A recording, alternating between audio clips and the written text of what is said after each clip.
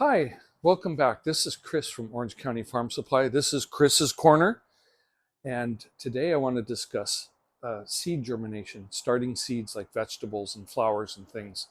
What's important is that we start with a very clean seed starter that's that has a lot of sand in it. In fact, we have a bag of sand just to show off the value of sand. You can start seeds in pure sand if you want, but seed starter, a little better, has a lot of sand in it. And what we have are cells to plant individual seeds in. Here's a 72 cell, here's a 50 cell. And I'm going to put the seed starter in these cells pretty close to flush. And then I will place my seeds in these cells.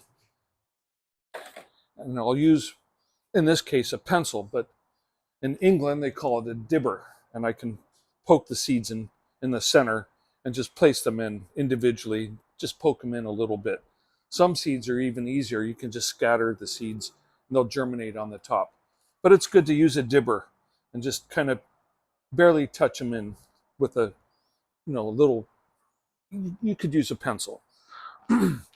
So when I've got my seeds in the trays, then what I need to do is figure out a good way to water them. This tray holds water, and we'll call this a wicking tray.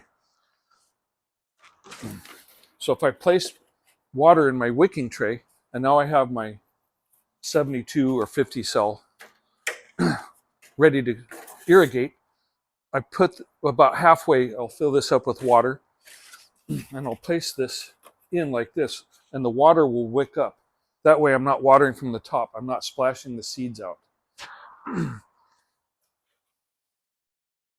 Now it's going to be heavy because now it's full of water. This could get flimsy. So then I transfer this into another tray that actually doesn't hold water. It's full of holes. So not only will the water end up draining out of here, but it's also going to provide stability so I can carry it and put it on my bench. So holes, no holes, no holes, and holes. The holes is for aeration and drainage. Once I'm done irrigating, I need to drain this, and I should clean it with alcohol or a little bit of a mild bleach solution, because I only use this for watering. I don't keep my trays in here, just for watering.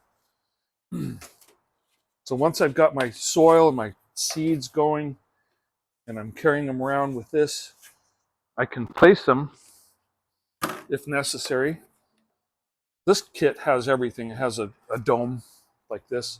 It has a 10-inch by 20-inch heat mat, which is electronic. You plug it in.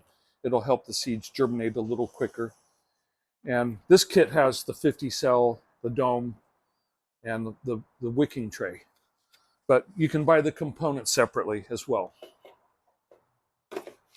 And this dome is nice and tall. That way you can let your seedlings get 3 sets of leaves, which they end up getting maybe 4 inches, 5 inches tall. And once they have 3 sets of leaves, they're usually ready to harden off, and I can put them outside in a patio covered area to get them hardened before I can put them in the ground, let them harden with the cool nights for maybe about a week before you transfer them. Here's some typical seeds that you could start in these trays. Carrots are so easy, you could just throw them on the ground, they grow anywhere. But some seeds, like these chilies, here's a tomato, they require a little more tender loving care and heat with the heat mats and a little dome. Once they get started, then I can feed them what's called a starter fertilizer. And then if you do need artificial light, and you're doing it indoors and you don't have the right light from a window, you could use some type of artificial light. These are LED lights. They work very well.